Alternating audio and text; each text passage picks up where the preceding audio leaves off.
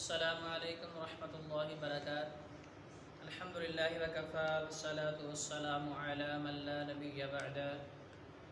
اما بعد فاعوذ باللہ السمیع العلیم من الشیطان الرجیم من ہمزہ ونفخہ ونفثہ، بسم اللہ الرحمن الرحیم۔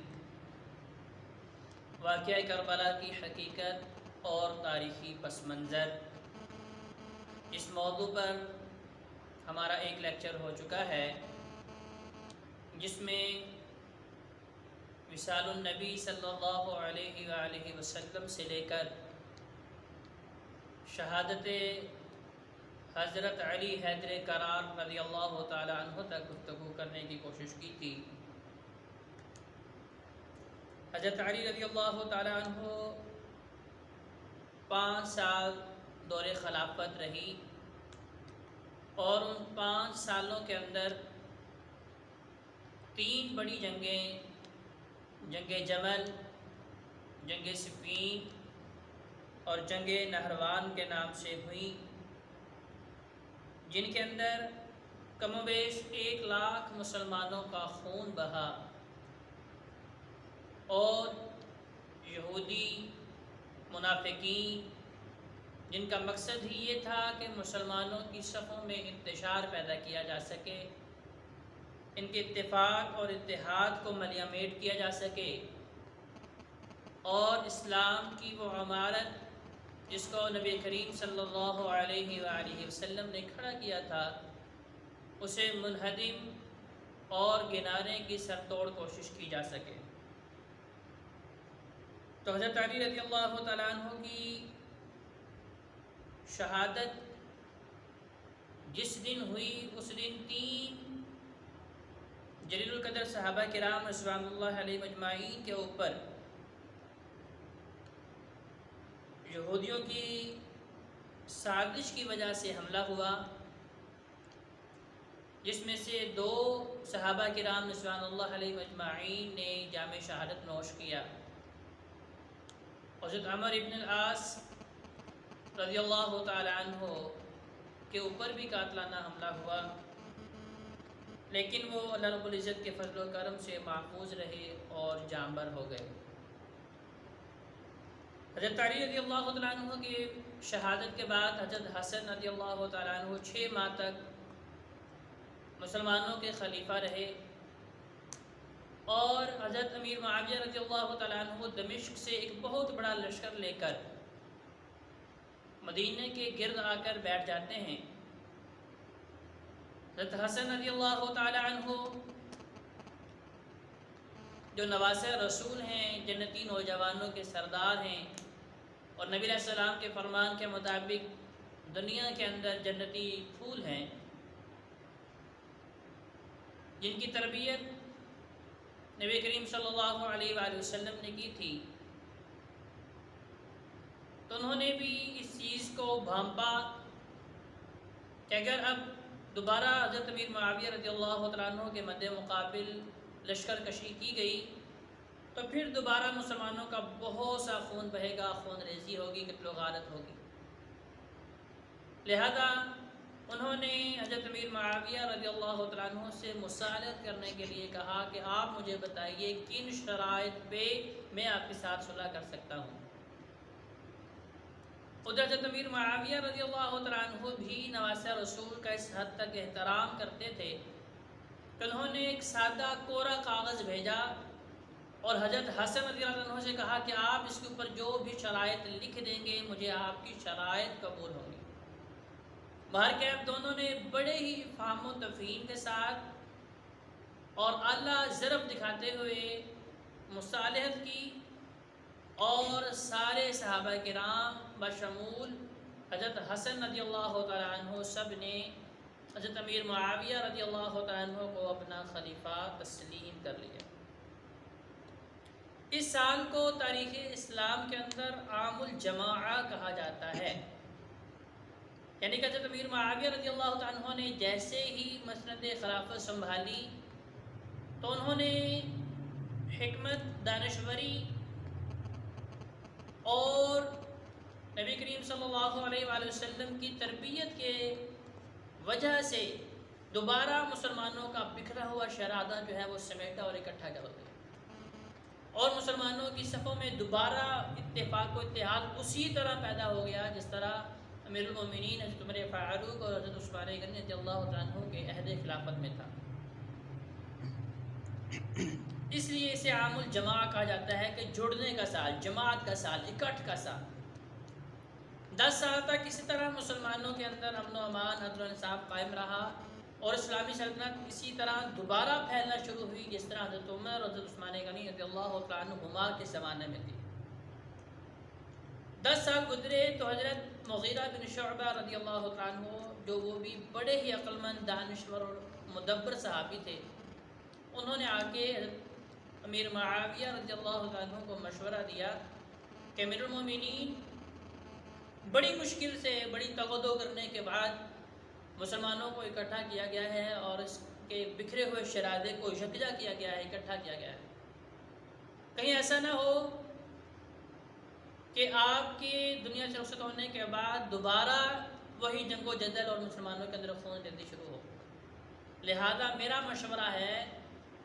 حکمت کے تحت وہ مشورہ دے رہے تھے، مخلصانہ مشورہ دے رہے تھے کہ آپ اپنے بیٹے کو ولی عہد نامزد کر دیں۔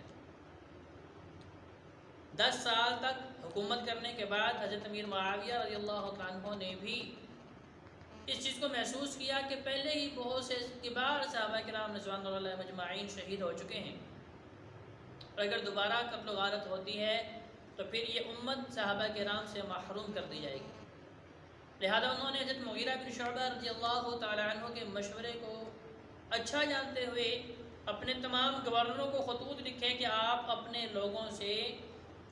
یزید بن معاویہ کی ولی عہد کے لیے جو ہے بیعت لے لیں کہ میرے بعد خلیفہ المسلمین جو ہے، مسلمانوں کا خلیفہ جو ہے، امیر جو ہے، وہ میرا بیٹا یزید ہوگا۔ تو تمام لوگوں نے مدینے سے لے کے دمشق تک اور ساری اسلامی سلطنت کے لوگوں نے یزید بن معاویہ کو ولی عہد تسلیم کر لیا اور اس بات کے اوپر بیعت کر لی۔ صرف مدینے کے اندر 5 ایسے لوگ تھے جنہوں نے اسے ولی عہد ماننے سے انکار کر دیا۔ حضرت عبد الرحمن بن ابی بکر، حضرت عبداللہ ابن عمر، حضرت عبداللہ ابن عباس، حضرت عبداللہ ابن زبیر اور حضرت حسین بن علی رضی اللہ تعالی عنہما۔ یہ 5 لوگ تھے جن میں سے 2 بزرگ تھے، حضرت عبداللہ ابن عمر اور حضرت عبداللہ ابن عباس، اور باقی تینوں نوجوان تھے۔ انہوں نے اس ولی عہدی کی بیعت کو تسلیم کرنے سے اس لیے انکار کر دیا کہ یہ تو کیسر و کسریٰ کی روایت ہے کہ باپ کے بعد ان کا بیٹا جو ہے وہ خلیفہ بنتا ہے، وہ ان کا جانشین بنتا ہے اور بادشاہ بنتا ہے، حاکم وقت بنتا ہے۔ لہذا ایسا کیسر و کسریٰ کی روایت کو مسلمانوں کے اندر جو ہے وہ اختیار نہیں کرنا چاہیے۔ بہرکیف یہ خبر حضرت امیر معاویہ رضی اللہ تعالیٰ عنہ تک پہنچتی ہے۔ حضرت امیر معاویہ رضی اللہ تعالیٰ عنہ نے کسی کے اوپر جبر نہیں کیا، تشدد نہیں کیا، اور کسی کو جبراً یہ بات تسلیم نہیں کروائی کہ آپ میرے بیٹے کو ولی عہد کیوں نہیں مان رہے۔ مزید 10 سال گزر جاتے ہیں، 20 سال تک حضرت امیر معاویہ رضی اللہ عنہ نے حکومت کی۔ 20 سالوں تک انہوں نے کسی کو مجبور نہیں کیا، کسی کے اوپر جبر نہیں کیا، تشدد نہیں کیا۔ اور پھر جب وہ شہید ہوتے ہیں ان کے بعد یزید جو ہے مسند خلافت پہ بیٹھتا ہے، تو اب یہ 5 اشخاص، ان میں سے بھی 4 زندہ ہیں۔ ایک عبد الرحمن بن ابی بکر، وہ بھی اس دار فانی کو چھوڑ کے اللہ کے پاس جا چکے ہیں۔ اب 4 لوگ ہیں جنہوں نے یزید کی بیعت نہیں کی، باقی تمام مسلمانوں نے، جس میں صحابہ کرام بھی موجود تھے، سب نے یزید کو اپنا خلیفہ تسلیم کر لیا تھا۔ حضرت عبداللہ بن عمر جو بہت بڑے محدث رسول، نبی علیہ السلام کی احادیث بیان کرنے والے،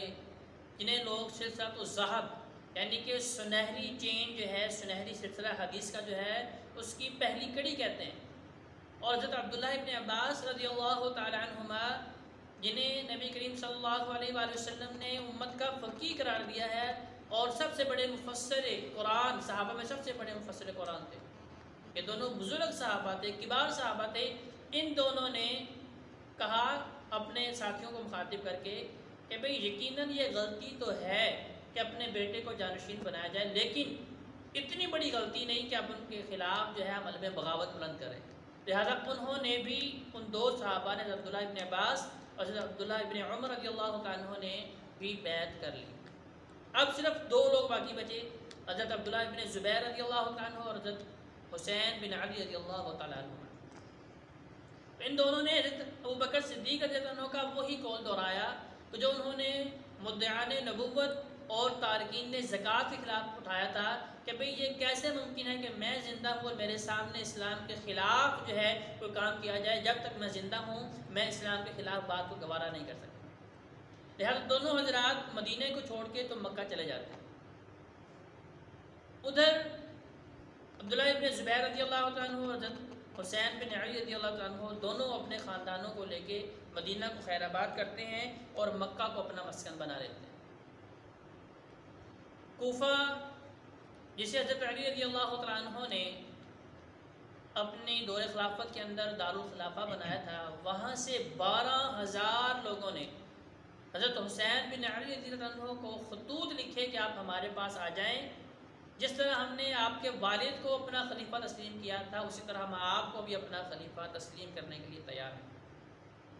اب 2 4 5 خطوط ہوتے تو شاید حسین بن علی رضی اللہ عنہ بھی اس بات کو اہم نہ جانتے، لیکن 12,000 لوگوں نے جب اس بات کو تسلیم کرنے کے لیے خطوطی طور پہ ریٹن فارم میں ان کے پاس خطوط بھیج دیے تو حضرت حسین بن علی رضی اللہ عنہ نے مسلم بن عقیل کو کہا کہ جائیے آپ پہلے تحقیق کیجئے کیا واقعی ہی کوفہ والے میرے ہاتھ پہ بیعت کرنا چاہتے ہیں اور میرے اس پیغام میں میرے ساتھ ہیں یا نہیں ہیں۔ مسلم بن عقیل جاتے ہیں اور تحقیق کرتے ہیں تو واقعی 12,000 لوگوں نے مسلم بن عقیل کے ہاتھ پہ بیعت کی کہ آپ حضرت حسین رضی اللہ عنہ کو نواسہ رسول کو ہمارے پاس بلائیے، ہم ان کے ساتھ مرنے کے لیے جانوں کے نذرانے پیش کرنے کے لیے تیار ہیں۔ لیکن جیسے ہی مسلم بن عقیل 12,000 لوگوں سے عہد و پیمان لے لیتے ہیں، حضرت حسین کو پیغام بھیجتے ہیں، اب کوفے کے حالات یکساں طور پہ تبدیل ہوتے ہیں اور یہاں کا گورنر عبید اللہ ابن زیاد جو ہے وہ مقرر کر دیا جاتا ہے، جو بڑا ہی خونخوار قسم کا اور متشدد قسم کا گورنر ثابت ہوتا ہے۔ لہذا اب وہ مسلم بن عقیل کو اور جتنے بھی لوگوں نے حضرت حسین کے لیے بیعت کرنے کا ارادہ اور عزم ظاہر کیا تھا ان سب کو ڈراتے اور دھمکاتے ہیں، حتیٰ کہ مسلم بن عقیل اکیلے رہ جاتے ہیں، 12,000 لوگ جو ہیں اپنے عہد و پیمان سے منحرف ہو جاتے ہیں۔ مسلم بن عقیل بڑے پریشان ہوتے ہیں اور دوبارہ پیغام بھیجتے ہیں حضرت حسین رضی اللہ تعالیٰ عنہ کو کہ کوفے کے حالات تبدیل ہو چکے ہیں، لہذا آپ یہاں پہ تشریف نہ لائیں۔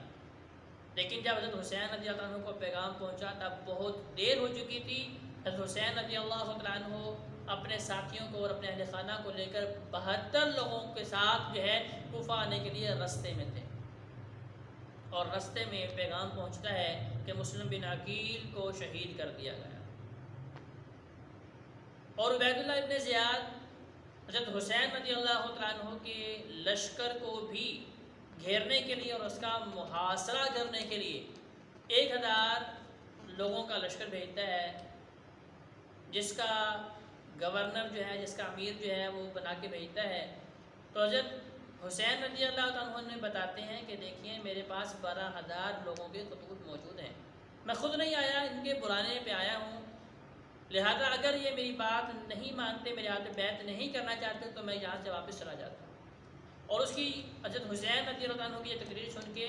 وہ 1000 لوگ متاثر ہوتے ہیں اور بہت سے لوگ جو ہیں ان کی معیت کرنے کے لیے ان کے ساتھ جو ہے تیار ہو جاتے ہیں۔ دوبارہ دوسرا لشکر عمرو بن العاص ان کے بیٹے کو ان کے ساتھ 4000 کا لشکر دے کے بھیجتے ہیں عبید اللہ بن زیاد کہ جاؤ جا کے ان کا محاصرہ کرو اور ان سے میری بیعت لو۔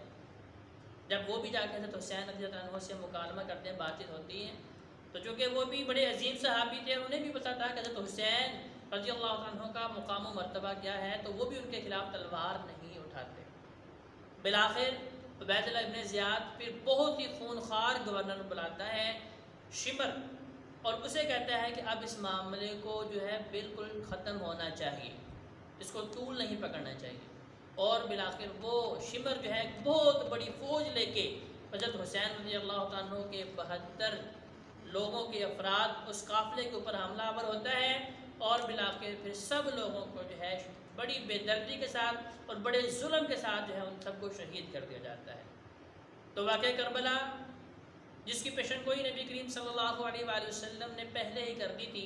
کہ خواب کے اندر جبریل امین نے بتایا کہ یا رسول اللہ آپ کے نواسے کو ایسی سرزمین کے اوپر جو ہے شہید کیا جائے گا۔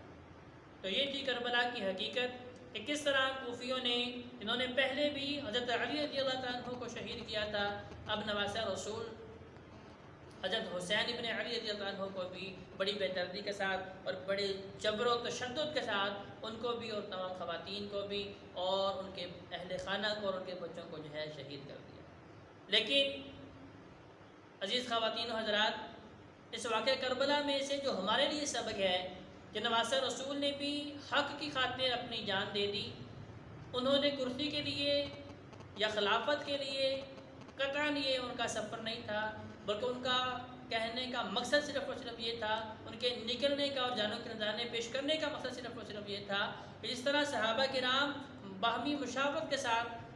بہتر سے بہترین آدمی کو خلیفہ نامزد کرتے ہیں، وہی سلسلہ جو ہے اب بھی قائم اور دائم رہنا چاہیے۔ لہذا جو لوگ یہ باتیں کرتے ہیں کہ یہ سیاسی جنگ تھی، یہ کرسی کی جنگ تھی، انہیں حضرت حسین رضی اللہ عنہ کے خلاف اور دیگر صحابہ کرام کے خلاف جو اپنی زبانوں کو دراز نہیں کرنا چاہیے، اور اس سارے کے سارے واقعے کو سامنے رکھتے ہوئے صحابہ کرام کو گالیاں نہیں دینی چاہیے۔ لہذا ہمیں چاہیے کہ ہم اپنی اصلاح کریں اور قرآن و سنت کے مطابق زندگی بسر کرنے کی اللہ رب العزت سے توفیق مانگیں۔ السلام علیکم ورحمۃ اللہ وبرکاتہ۔